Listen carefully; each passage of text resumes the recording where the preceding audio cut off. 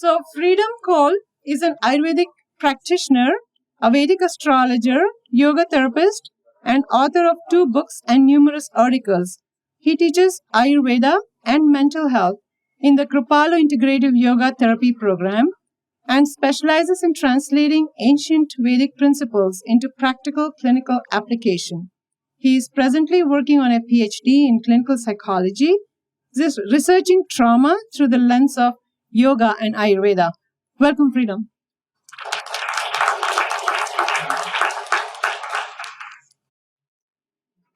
Hi, everybody.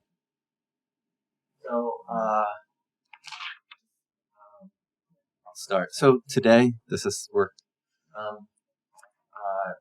we're going to look at, in order to do Prajnaparadha, in order to talk about Prajnaparadha, we need to understand what is Prajna. And to me, even getting back before we go into this, Prajnaparadha is the root of physical and mental disease. It is what all mental and physical disease is coming from. And to me, I was like, people are not talking about this enough. And so I started digging, and in anything in the Vedic world, if we start digging, we just enter, there just keeps being more that we keep getting into, right? So what is Prajna? And then what causes aparadha? And then we're going to look at what is trauma to make sure that we all are defining the word trauma similarly. And then we're going to look at trauma through the lens of Charaka Samhita. And hopefully end in what would be a trauma-informed Ayurveda. So, what is Prajnaparadha? And it's often translated as mistake of the intellect. But is Prajna intellect? It's sometimes intellectual blasphemy. But is Prajna intellectual? Crimes against wisdom. Offense against wisdom. One of the things when we say crime or offense, it kind of brings this willfulness, like the person willfully committed a crime. And we often, sometimes we see that and sometimes we don't. It's also sometimes said to be the loss of the body's innate wisdom. But where did the body come in here? Prajna, one person said body's innate wisdom, another person said intellect. So in order to fully understand the aparadha, we really want to understand Prajna. And there's, as I dug to fully understand what Prajna was, it's so multifaceted and multifaceted. And so I'm just going to talk about one facet that becomes real important when we start looking at trauma.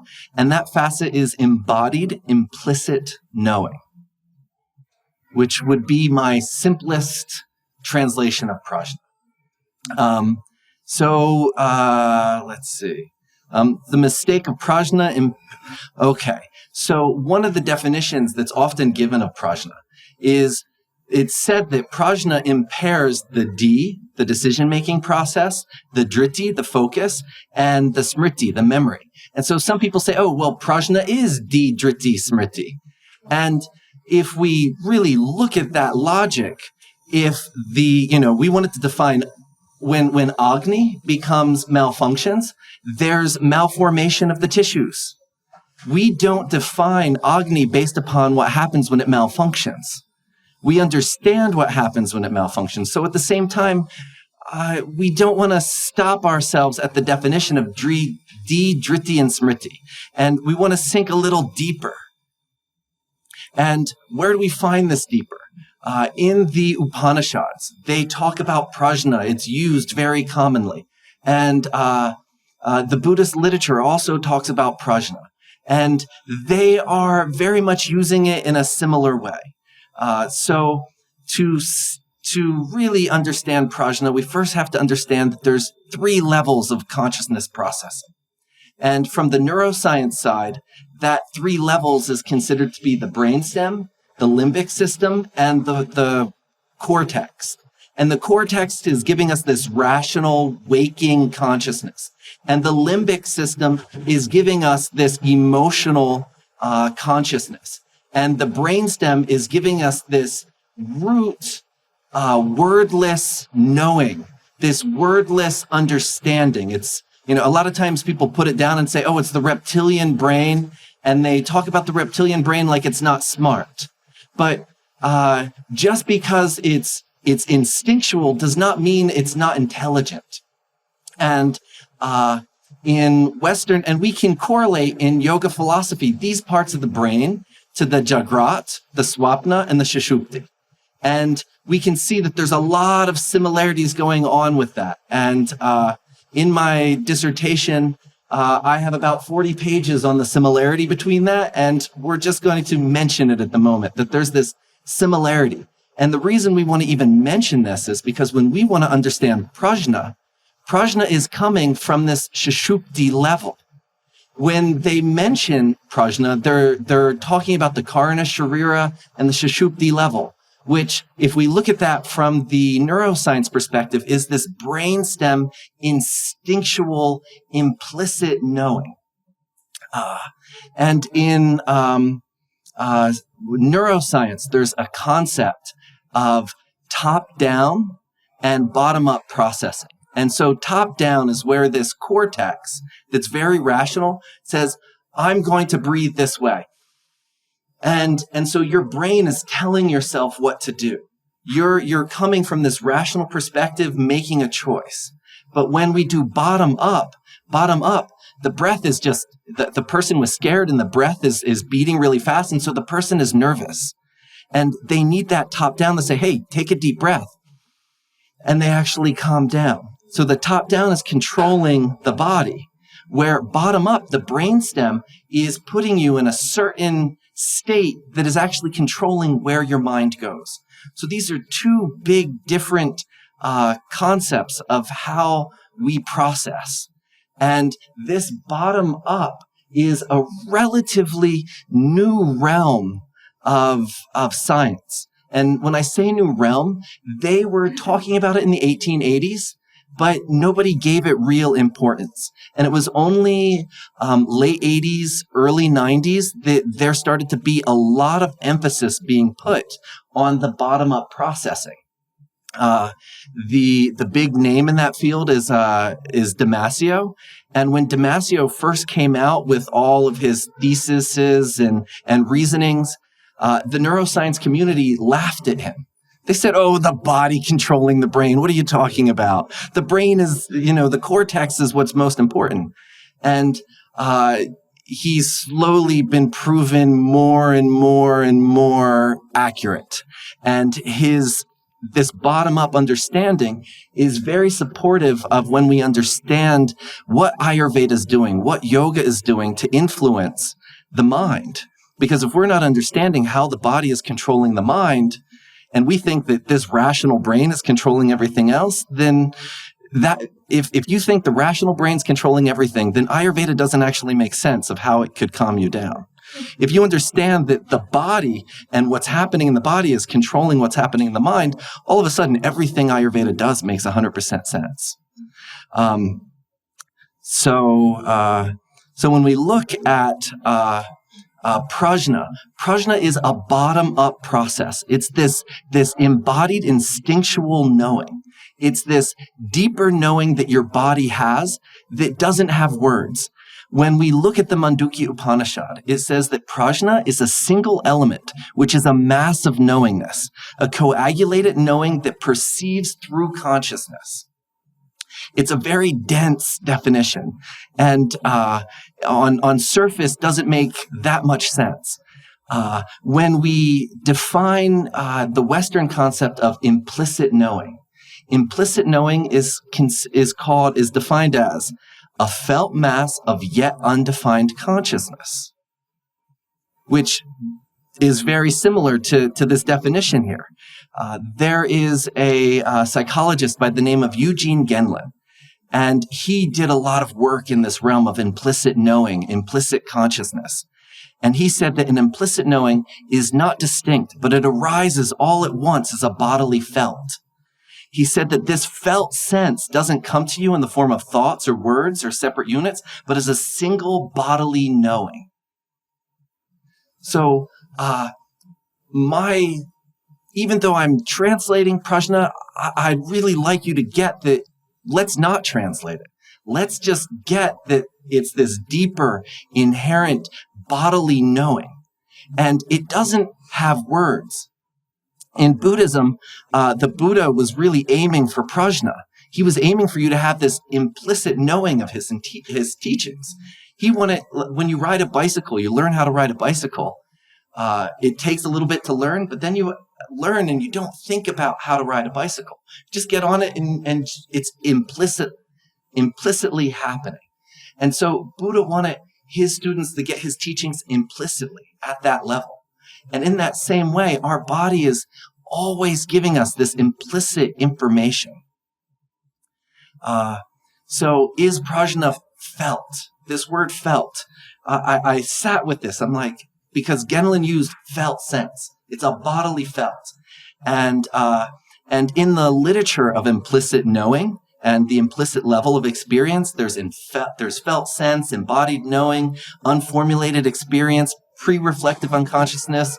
There's a ton of words that are all pointing to this level of consciousness that exists in us. And so is felt sense a good word for it? And Genlin, he said that the implicit is felt rather than thought. And so that's why he went with the word felt. And sitting with Charka has a statement, and he says that only the sense of touch or feeling, sparshana, pervades all the senses, and it is intimately related to consciousness, chetas. As touch, sparshana pervades, the consciousness, chetas, also pervades. Therefore, touch or feeling pervades all senses, performing their distinct experience. So this is this deeper kind of concept of felt, not just as in touching a hard object, but as in a deeper sense of sparshana, of felt, as a sensate experience. And if we think back to the Mandukya Upanishad, it says that prajna is a mass of knowingness perceived through consciousness. And so as feeling pervades, consciousness pervades. So I like felt sense. So I sit with implicit knowing or felt sense somewhere in that realm for translating prajna. So prajna is this, it has a holistic complexity. It's this wordless knowing that contains so much. And you can have this feeling, and you could say it one way, you could say it another way, you could get a picture of it. It's not a rational statement that you've memorized. And our body is constantly giving us this holistic, complex knowledge and knowing. And so when we talk about Prajnaparad is this loss of that implicit, innate knowing that is in us, that is felt. So that translation of the body's innate knowing, it works because there is this body innate knowing. It's a felt, not a thought. All right. So that was my defining prajna. Everybody with me? We've sunk to a whole new level of prajna. Could you use the word intellect again? It's like intellect just it's like missing something. So, all right. So causes of Prajnaparad. And so these are the listing of the external causes. And humiliation, assault, to be hit or struck, injury by a weapon, puncture wound, bondage, jailing, rape, harassment, poison, being bound, burns, falling. We have one hit by a flying object, which I like to translate as traumatic brain injury.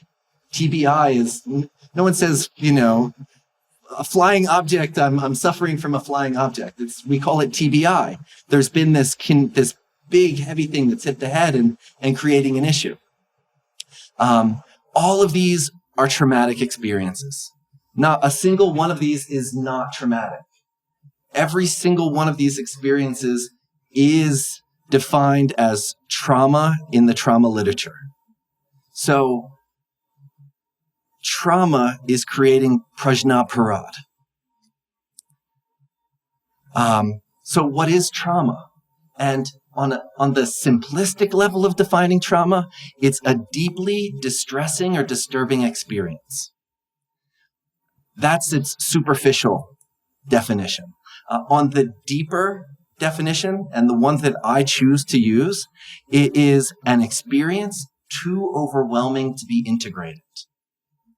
And this is a real important definition, particularly when we talk about the treatment of trauma. And just like food, when we can't digest it, becomes toxic, an experience that we can't digest becomes toxic to our immune system, toxic to our nervous system, toxic to our mind. And that undigested experience hangs out in our consciousness, it hangs out in our nervous system, and it causes problems until that experience is digested. So an experience too overwhelming to be integrated. It fits very much in alignment with our Ayurvedic understanding of treatment. And all right, and so one more thing.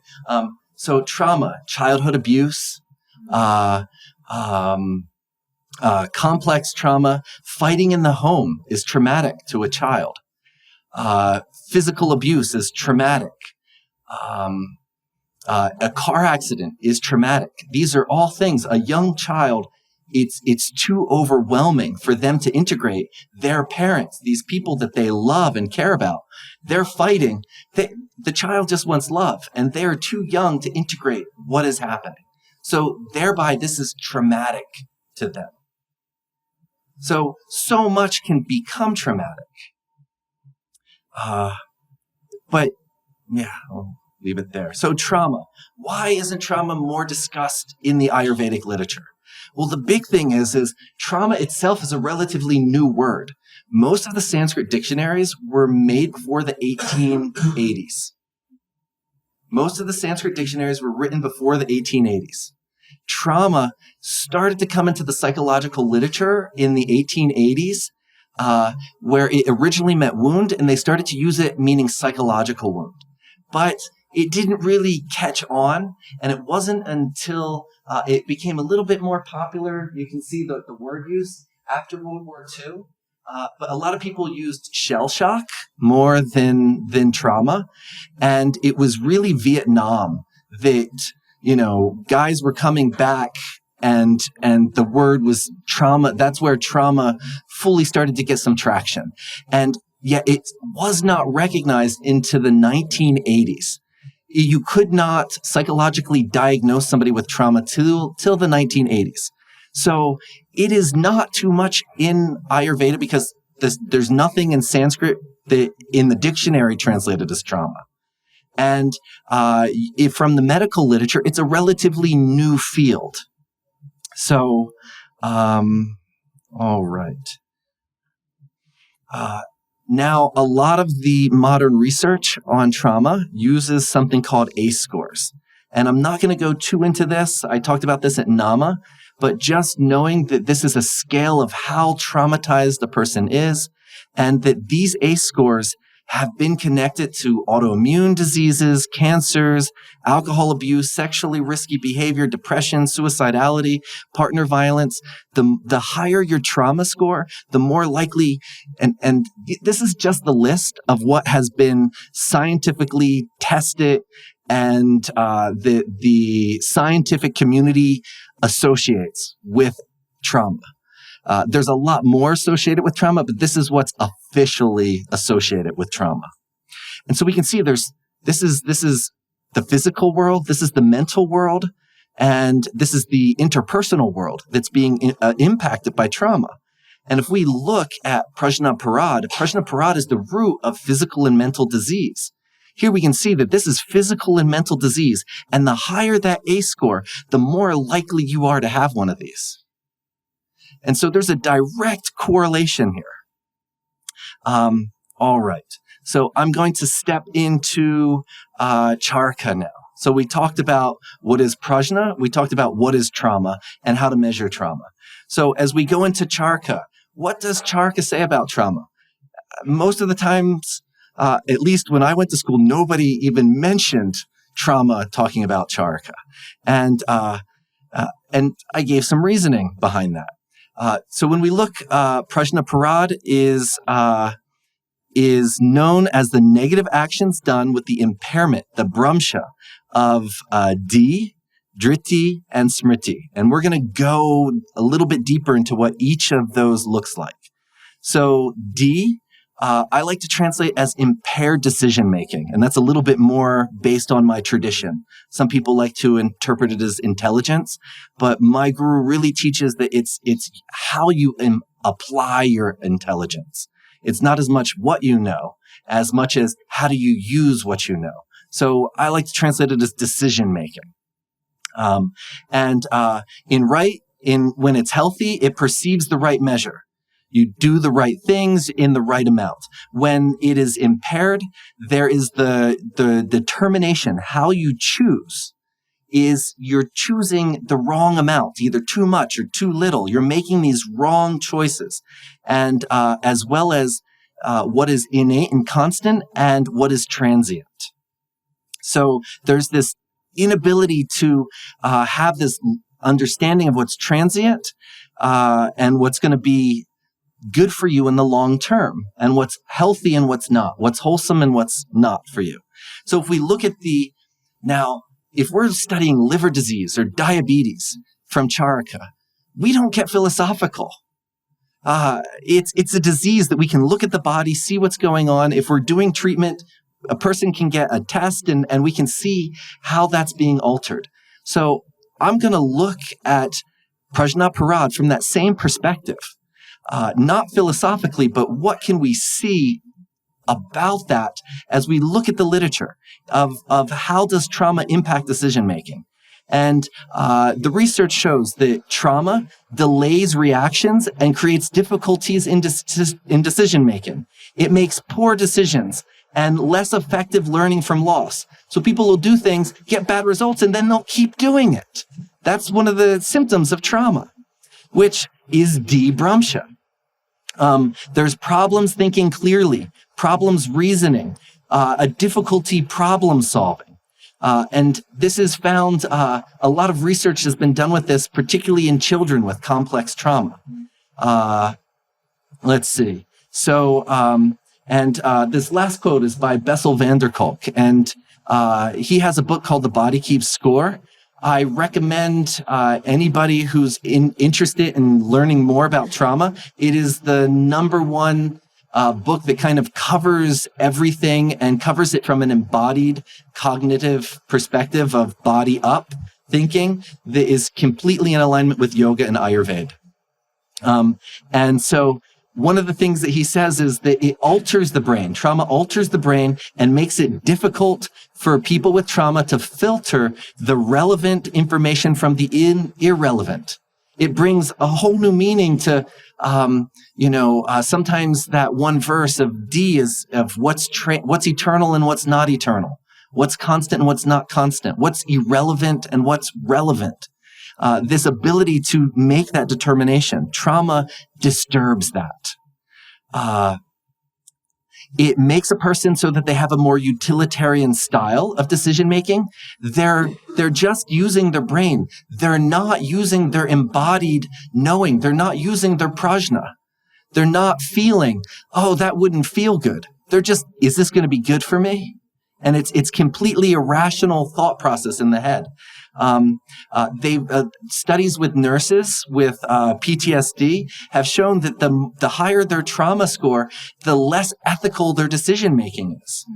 Vets with PTSD, it's been shown that when they make decisions, they only care about what's right now.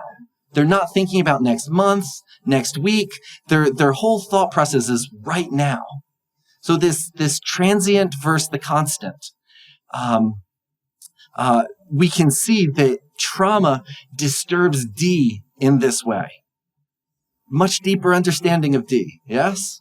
And we can see it's completely validated. If we understand it properly and we relate it to trauma, we can see that the debramsha, it's already being studied in the Western literature. And Charaka has already told us the importance of it. All right. So And so right here, this slide is meant to talk about that felt knowing. And so as that felt knowing gets lost, we have just lost a whole part of our decision making. If we can't feel our body, if we're not aware of what's happening in our body, which is something that happens with trauma, we've just lost that prajna. And there's tons of research about that. All right, dritti bramsha. So dritti is, when it works well, it's self-control, and its impairment is lack of control over the negative inclination of the mind towards that which is unwholesome. So the inability to keep your mind focused and the mind to keep wandering into negative places. So the literature on trauma is that it disturbs the orbital prefrontal cortex. And this is what's connected to being attention and to keep focus. And this shows up both in MRIs, being that there's no blood going to this area, as well as EEGs show that it stays almost in a delta wave, which is what happens when you sleep. So their decision-making, their focus part of the brain, it's just off. And so they use the word offline. And so the ability to focus is lost. And the limbic system is just throwing up random things from the undigested experiences. And so the literature shows that trauma creates a lack of impulse control. Trauma creates a negative outlook on life. Studies done on this. The more abused a person is, the more negative their outlook. The higher their trauma scale, the more negative their outlook. And concentration problems are directly linked to depression. And so this whole statement that Charaka made of when the focus goes out, there's this negative inclination that comes about in the mind. This is shown in the literature of concentration and depression. All right, smriti bramsha. So we had three, D, dritti, and smriti. And so smriti is memory, and it's memory recall. And it's when we have a memory, what happens? If you think about what did you do this morning, and you call that to memory, the first thing you did when you got up, there's an image in your mind. There might be some words in your mind. So memory is this whole tanmatra experience in the mind. And Charaka defines memory as the steady abiding in what is to be recollected. So that image you have, to be able to hold that image. When I say, what did you do first thing this morning? To be able to think about that memory and to hold that memory. So smriti and dritti are directly, they're tied together. If the dritti's off, there's already a smriti issue.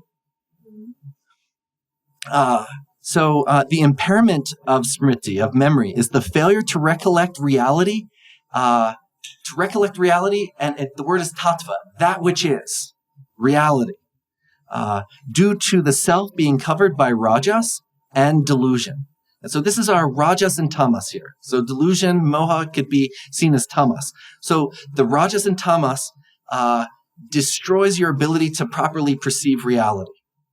And when Sujata was just talking about the ventral nervous system, when we are in safe, balanced sattva place, we can perceive reality.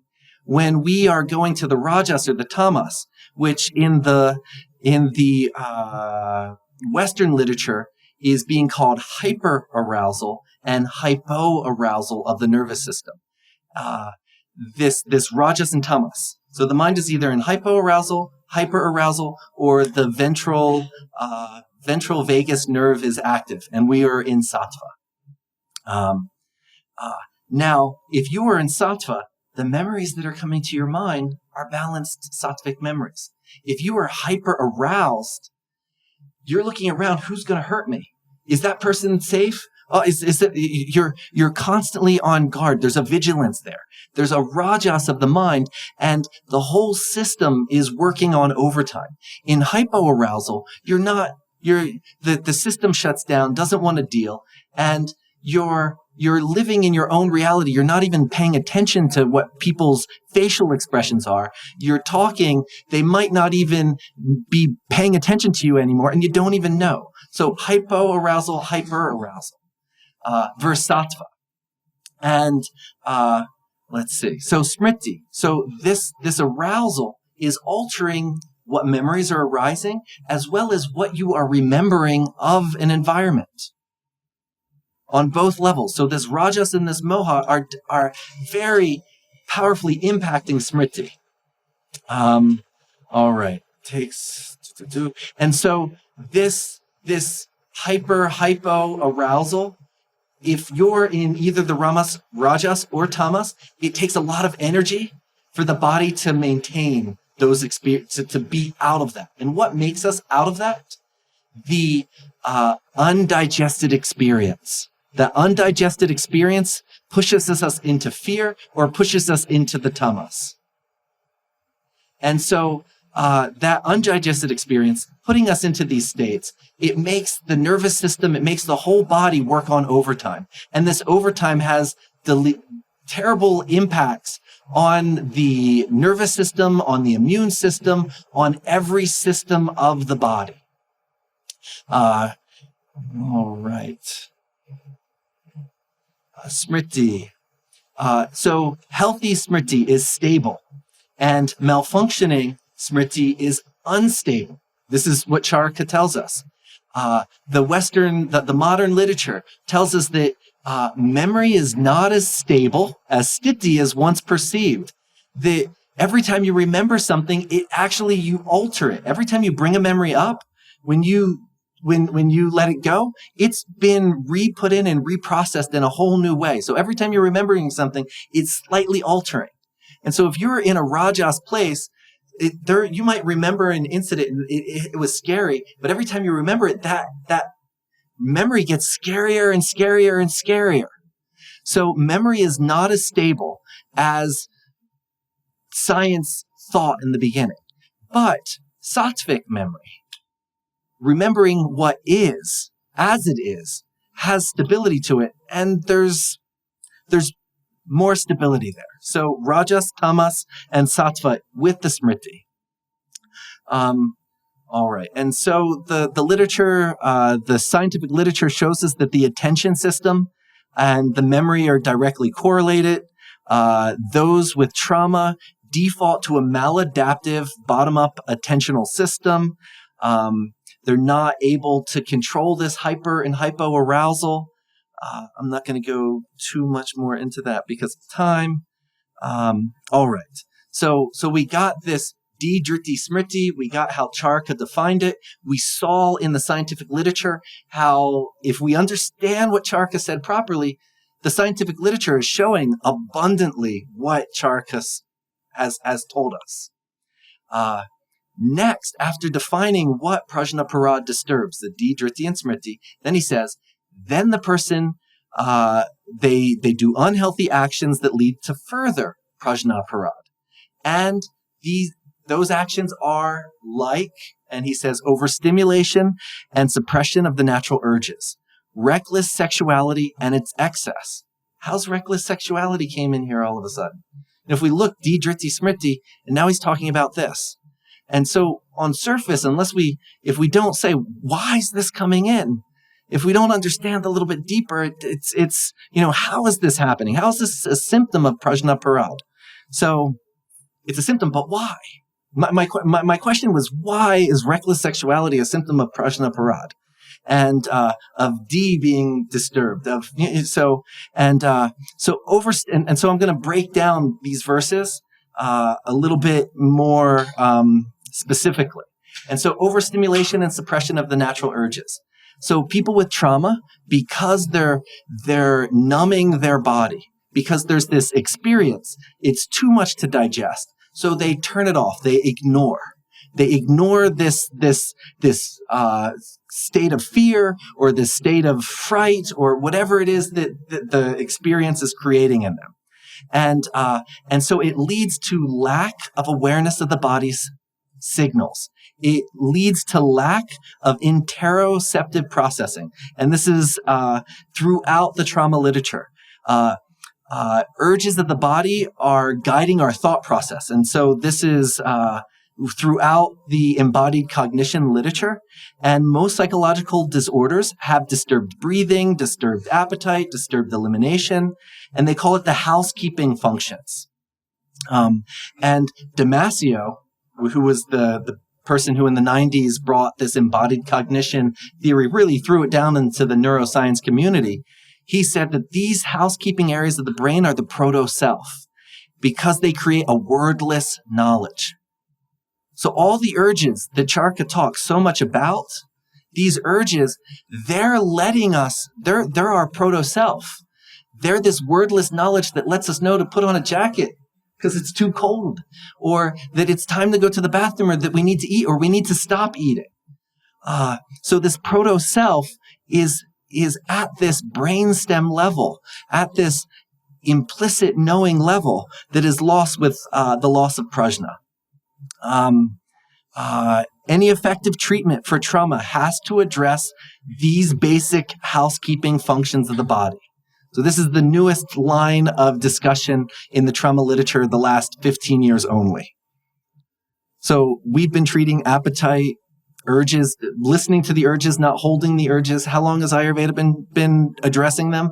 Modern trauma literature just now says they're very important for dealing with psychological disturbance. The price for ignoring and distorting the body's messages is being unable to detect what is truly dangerous or harmful for you, which is just as bad. It's not letting you know what is nourishing. So our ability to guide people to be aware of these urges is increasing their interoceptive awareness, which is helping them get their prajna back. It's getting them back into their body. So this is a bunch of studies, which we don't have, which I'm not going to go into, but you can see there's tons of literature that shows that people with trauma have a tendency to ignore their body and either underutilize or overutilize their urges. All right. And lack of controlling the urges leads to negative emotions. Research on that as well.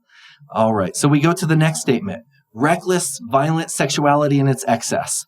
And I break the word sahasa down here, over hasty, because I'm using reckless. It's over hasty, rash, violent, aggressive. None of those words do we want to associate it with the word sexuality. But when prajna is lost, that's what happens to the sexuality. When people are traumatized, that's also what happens to the sexuality. And people who have a history of trauma have patterns of over-control and out-of-control sexuality. Now, trauma can make a person go hypo or hyper-aroused, and that hypo-aroused does the opposite with sexuality. It makes it so a person doesn't want to be sexual, can't get aroused, can't come to orgasm, all of these things. So we can go hyper or hypo. Trauma literature shows us that sexual risk taking is more common in traumatized individuals, and there's a ton of literature on this. Trauma is more common in sex offenders. They're 3 to 8 times more likely to have trauma in their life. Trauma survivors are more likely to be raped. It's a very interesting concept, but somebody who's traumatized, they're either hyper aroused or they become hypo, and they don't recognize the signs that this is the wrong situation to be in, and thereby get themselves in a situation where the trauma keeps recurring. That lack of prajna, where someone would say like, oh, this is not safe. And what makes you say it's not safe? There's an implicit knowing in your body saying, picking up on people's body movements, because that's not a rational knowing. That's an implicit, deep brainstem knowing that this is not safe. And when prajna is lost, that's lost. All right. So Charka says neglect of timing. So the trauma leads to hypoarousal, and that hypoarousal leads to avoidance.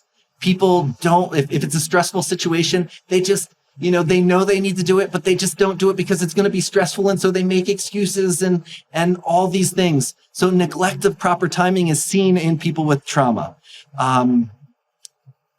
Charaka tells us, starting of wrong activities. And if we look, people with trauma have higher tobacco use, larger amount of alcohol problems, risky sexual behavior, illicit drug use, all kinds of behavioral problems. Why are people starting these things? And so trauma is setting them up. In some of the studies, just a huge amount. Like here, trauma leads to substance use. They looked at women in a substance abuse treatment center. Between 55 to 99% of the women in these substance abuse centers had high ACE scores. And so 55 to 99, that's a meta-analysis. So it looked at multiple different studies, and looking at multiple different studies, 55 to 99% had high levels of trauma in these substance abuse facilities. We have loss of decency. And I think I've already mentioned plenty of things that are loss of decency, but we can see promiscuous sexuality is very high in the trauma population. Reckless driving, binge eating, excessive anger, all of these things are seen. A meta-analysis of 124 studies showed that there's a higher rate of mental health disorders, drug use, suicide attempts, and sexually transmitted disease, sexually risky behavior. So trauma is it's removing this prajna, this control of these root urges. He says having insolence towards the respectable. And I translate this as oppositional defiant. And we find that in the literature, those that have trauma, they lack impulse control. And this oppositional defiant disorder, we get these traumatized children who they won't listen. They come up. They want to be held. You try and hold them. They'll run away. They'll bite you and run away. Trauma really can disturb the ability to have safety with somebody that is in a respectable position if you were somebody who didn't have that. And I'm going through these quickly. I'm sorry. There's so much here, right? So Charaka says, performing things one already knows are unwholesome. And we've seen plenty of that. It's said that trauma shuts down the inner compass. How's that for prajna being lost, right? Losing that inner compass. Let's see. Crisis consciousness. He says meaning making that leads to mental health crisis. So Prajnaparadha creates a situation where 8 times more likely to have mental distress. So those who have an ACE score over 6 are 8 times more likely to have mental breakdowns and end up in terrible depressions or panic attacks or all of these things. A larger ability to have feelings of hopelessness. So we can see trauma is leading to this. This loss of prajna is creating this situation where there's this undigested experience that's hanging out, and it keeps coming up. It's not going away. And so the person just says, I'm not going to feel anymore, but that experience keeps coming up. It's living inside of them. It's disturbing the nervous system, and they're just doing their best to ignore it. And all of this Prajnaparadha behavior comes out instead.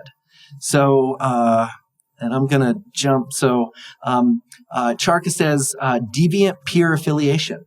And so we can see that though the higher the ACE score, the more likely to have deviant peer affiliation as seen in the literature.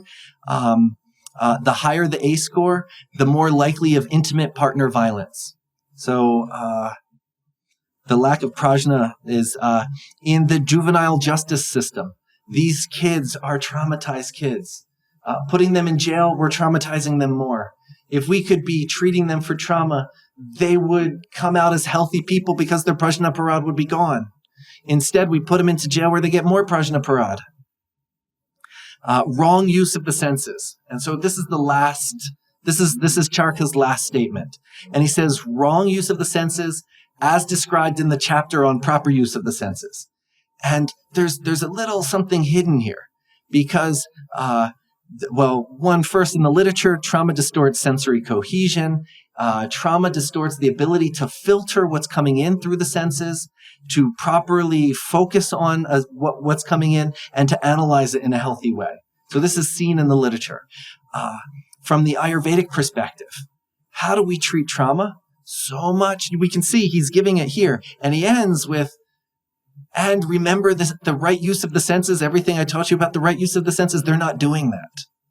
And so much of treating trauma from the Ayurvedic perspective is in that right use of the senses chapter. All these things that we've learned, getting the bed on time,